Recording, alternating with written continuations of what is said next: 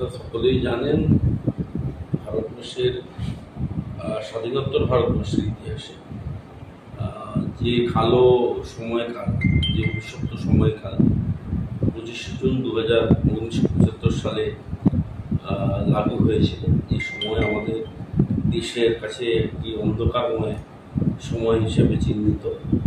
1977 সাল অবধি যা লাগু ছিল, সেই অন্ধকার সময়ে ভারতীয় জনতা পার্টি কালা দিবস হিসেবে সারা দেশে পালন করছে। তাই আজকে নানান ধরনের সেমিনার কর্মসূচির মাধ্যমে এই কালা দিবস পালিত হচ্ছে। এর দ্বারা আপনারা জনগণকে কি বার্তা দেবেন?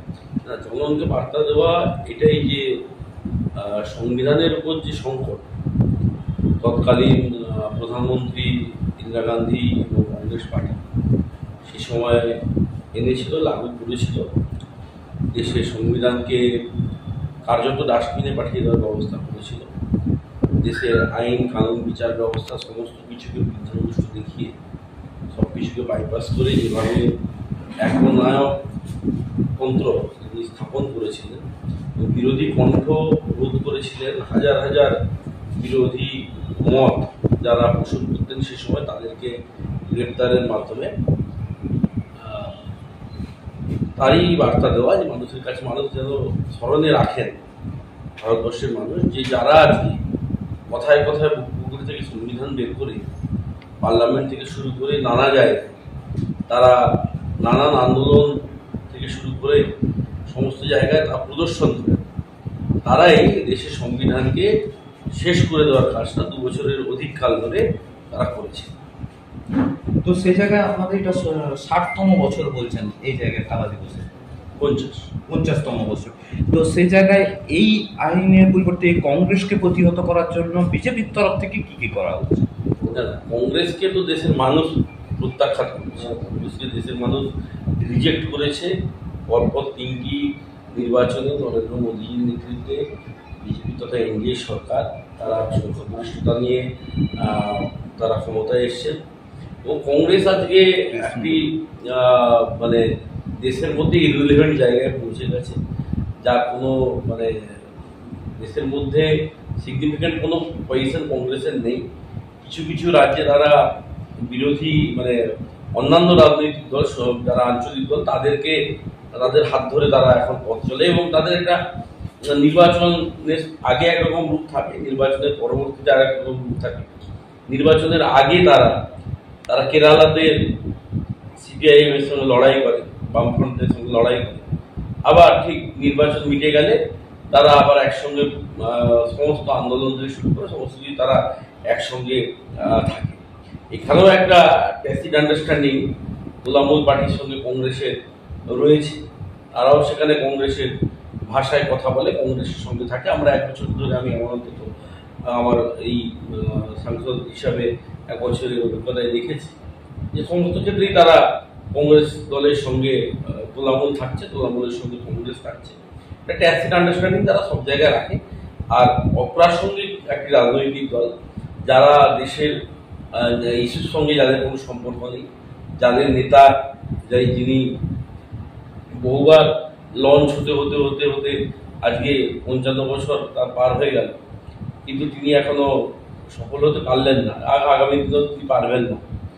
তিনি দেশের বাইরে গিয়ে দেশের বিরুদ্ধাচারণ করা, দেশের সেনাবাহিনীকে অপমান করা, দেশের বিজ্ঞানীদের অপমান করা, দেশের কৃষকদের অপমান করা, দেশের সর্বস্তরে একেবারে আমাদের দলিত সমাজ থেকে শুরু করে সকল শ্রেণীকে অপমান করার কাজ, যুবকদের অপমান করার কাজ তিনি দেশের বাইরের মাটিতে বসে করে থাকে এবং দেশেও তিনি বসে করে থাকেন। এরই ফলস্বরূপ আজকে কংগ্রেস এই পজিশনে গিয়ে সারা দেশের মধ্যে পৌঁছেছে। 2026-এর বিধানসভা ভোট ওয়েস্ট বেঙ্গলে, সেক্ষেত্রে কংগ্রেস বা বামফ্রন্ট এরা আবার একত্রিত হতে যাচ্ছে, সেক্ষেত্রে কি কোনো প্রভাব ফেলবে ওটার উপরে? আমি তো বললাম আপনাকে যে কংগ্রেস, বামফ্রন্ট এবং তৃণমূলের সঙ্গে একটা understanding, no vote to BJP যারা করেছিল 2024-এর লোকসভা নির্বাচনে, সেই জিনিস আমরা দেখেছি কিভাবে ক্যাম্পেনিং করা হয়েছে। তারা একটা আন্ডারস্ট্যান্ডিং তাদের মধ্যেকার আছে। তারা দেশ বিরোধী শক্তিদেরকে শক্তিশালী করার কাজ, তাদের মদত দেওয়ার কাজ সবসময় করেছে। অতি সম্প্রতিকালে আমরা দেখলাম অপারেশন সিন্দুরে চরম সাফল্যের পরেও যেভাবে দেশের সেনাবাহিনীকে অবিশ্বাস এবং অপমান করার কাজ এই সমস্ত বিরোধী রাজনৈতিক দল করেছে।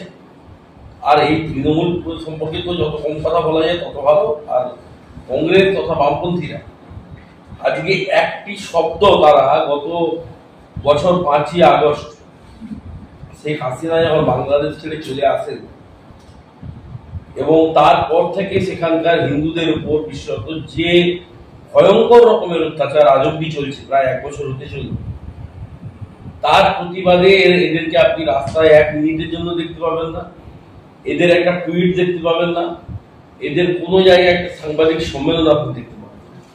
অথচ এরা প্যালেস্টাইন নিয়ে চিন্তিত, এরা ইরান নিয়ে চিন্তিত, এরা আরো অন্যান্য নানাবিধ বিশ্বের সমস্যা নিয়ে চিন্তিত।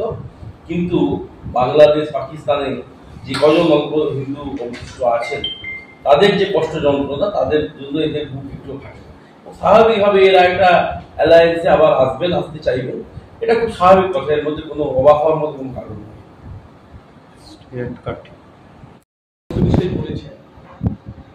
মুখ্যমন্ত্রী সফরের নাম করে প্রতিদিনের খেটে খাওয়া মানুষ যারা দিন গুজরান ওই সামান্য আর্থিক ব্যবস্থা করার মধ্য দিয়ে চলে, তাদের বিকল্প কোনো ব্যবস্থা না। রাজা হাঁটবেন, রানী হাঁটবেন, কেবল তার চোখে যাতে সৌন্দর্য তৈরি হয় সেজন্য হাজার হাজার মানুষকে এরা আর্থিক ব্যবস্থা থেকে বঞ্চিত করেছে। এবং এই প্রসঙ্গ তৃণমূলের মুখে আসে না এই কারণে, কারণ সেই দোকানদারই অভিযোগ করেছে যে তাদের ওই সামান্য একটা গন্ডি বসানোর জন্য, সামান্য একটা ত্রিপল পেতে দিয়ে বিক্রি বাট্টা করার জন্য তাদের কাছ থেকে ওরা কাটমান নিয়েছে, টাকা নেয়। এই নেতারা যখন রাস্তা দিয়ে যায় তখন তাদের কাছ থেকে খেয়ে চলে যায়, টাকা দেয়। তাই আজকে মুখ্যমন্ত্রী আসার নামে তারাই পরিষ্কার পরিচ্ছন্নতার কথা বলছে। এটা নাকের ডগায় পুলিশ প্রশাসন, এসপি, থানা এরা কখনোই এর আগে দেখতে পায়নি।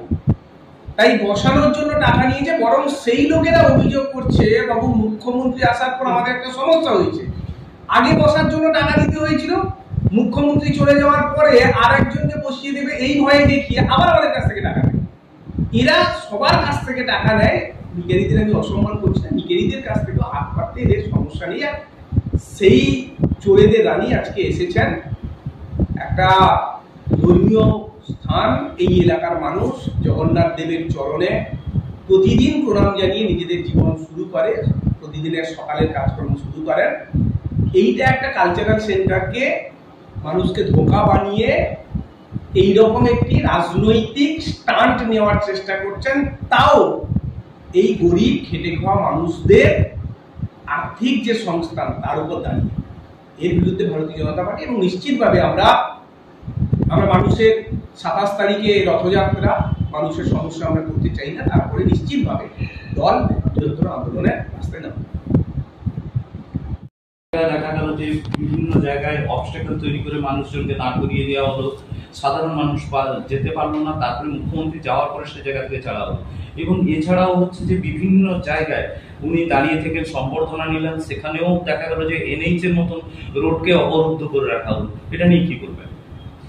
দেখুন, কাশ্মীরের জন্য অভয়ার কাণ্ডে আমরা NH এর উপর দাঁড়িয়ে আমরা বিক্ষোভ প্রদর্শন করেছিলাম, তার জন্য আমাদের কেস দেওয়া হয়েছে। এবং সারা রাজ্য জুড়ে বিরোধীরা যখনই কোনো আন্দোলন করেন জাতীয় সড়কের উপর, স্বাভাবিকভাবেই সড়কে নেমেই আন্দোলন করতে হয়। যখনই কোনো আন্দোলন করে তখনই বিরোধীদের উপর কেস দেওয়া হয়। আজকে গোটা দিন জুড়ে পূর্ব মেদিনীপুর জেলা এবং তার আগে নিশ্চিতভাবে হাওড়া জেলাতেও সেম জিনিস হয়েছে। যে কাণ্ড কারখানা চলল, যেভাবে অবরুদ্ধ করে সমস্ত জায়গায় পুলিশের ওই দড়ি ফেলে সাধারণ মানুষকে অসুবিধার মধ্যে ফেলে যা যা কর্মকাণ্ড করা দরকার, এবং সর্বাপেক্ষা যেটা নিন্দনীয় ঘটনা, যে আমাদের যারা দোকানপত্র নিয়ে যারা রাস্তার ধারে বসে তারা অসুবিধার মধ্যে আছেন, দারিদ্রতা আছে পশ্চিমবঙ্গে, যারা পরিযায়ী শ্রমিক লক্ষ লক্ষ এই রাজ্যে আছেন। কিছু মানুষ রাস্তার ধারে নানা ধরনের পসরা নিয়ে তারা বসে। তাদের সঙ্গে যে আচরণ করা হয়েছে, যেভাবে ভেঙে গুড়িয়ে দেওয়া হয়েছে, তার প্রতিবাদের অন্তত আমরা ভাষা খুঁজে পাচ্ছি না। আমরা নিশ্চিতভাবে এটাকে আরো বৃহত্তর আন্দোলনে রূপান্তরিত কিভাবে করা যায় সেটা দল হিসাবে ভারতীয় জনতা পার্টি, আমাদের কাঁথি সাংগঠনিক জেলা এবং তমলুক সাংগঠনিক জেলা নিশ্চিতভাবে চিন্তা ভাবনা করবে ও সে বিষয়ে আমরা অবশ্যই আপনাদেরকে আগামী দিনে অবগত করব। সেক্ষেত্রে তৃণমূল বলছে যে পরিচ্ছন্নতা রক্ষার ক্ষেত্রে বেশ কিছু জায়গায় যেগুলো অবরুদ্ধ হয়েছিল সেসব দোকান সরিয়ে দেওয়া হয়েছে বা গাছপালা কাটা হয়েছে, এটা নিয়ে আপনারা কি করবেন? গোটা গাছপালা কেটে পরিষ্কার ইলেকট্রিক লাইন সরানোর নাম করে যা কাণ্ড কারখানা আমরা দেখতে পাচ্ছি, সে তো একটা ফেজ গেছে। আর পরিষ্কার পরিচ্ছন্নতার কথা যত এই তোলামূল প্রাইভেট লিমিটেড কোম্পানির কাছ থেকে কম শোনা যায় তত ভালো। এদের মতো অপরিষ্কার, এদের মতো নোংরা পার্টি আর নেই। এরা মানসিকভাবে অসুস্থ এবং এরা নিজেদের স্বার্থে সমস্ত জায়গায় দোকানপাট বসিয়ে তোলা আদায় করা, এদের এটা একটা বড় ব্যবসা। এর বিরুদ্ধে আমাদের লড়াই আছে। নিশ্চিতভাবে গরিব মানুষকে ব্যবহার করে এরা তাদের উদ্দেশ্য সাধন করতে চায় ও তার প্রতিবাদ আমাদের থাকবে। তার প্রতিবাদে আগামী দিনে নানা ধরনের কর্মসূচি আমরা গ্রহণ করব, সেটা নিশ্চিতভাবে আমরা জেলার তরফে জানাবো এবং সেই বিষয়ে আমি আলোকপাত করার জন্য আমাদের জেলার সাধারণ সম্পাদক চন্দ্রশেখর মন্ডল আছেন, তাকে আমি কিছু বলবো।